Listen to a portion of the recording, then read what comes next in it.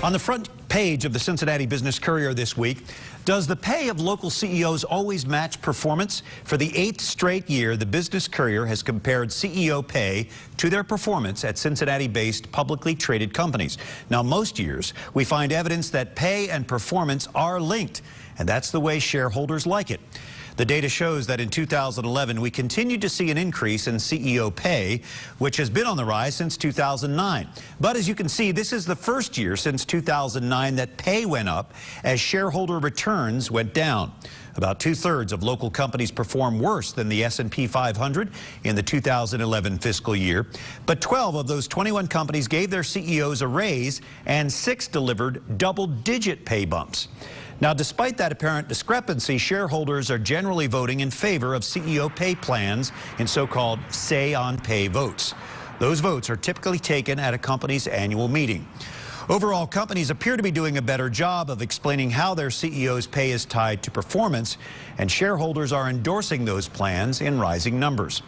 With more on what the Business Courier discovered in its pay versus performance analysis, senior reporter Dan Monk joins U.S. Bank Business Watch's Kelly Leon. Kelly? Thanks, Brian. Dan, talk a little bit first about your methodology here, because you had a team of reporters working on this with you. How did you come up with the analysis? Well, we've done it for the same way for 8 years now, and we compare 2 different pay indicators, and we rank local companies 1 to, in this case, 32 who are active now in Cincinnati. So we rank them from top to bottom in terms of total pay, how much they make and how big a raise they got. And then we compare them in 6 different performance indicators. And essentially it involves shareholder return, who has the best shareholder return compared to the S&P 500. And then we have 4 different profitability measures. We compare companies to their peers in terms of how well they do in net income growth and return on equity. Okay. So when you compare those 2 lists, who ranks at the top in terms of pay, who ranks at the top in terms of performance, if there's a disparity, somebody's at the top in pay, at the bottom in performance, then they're considered overpaid.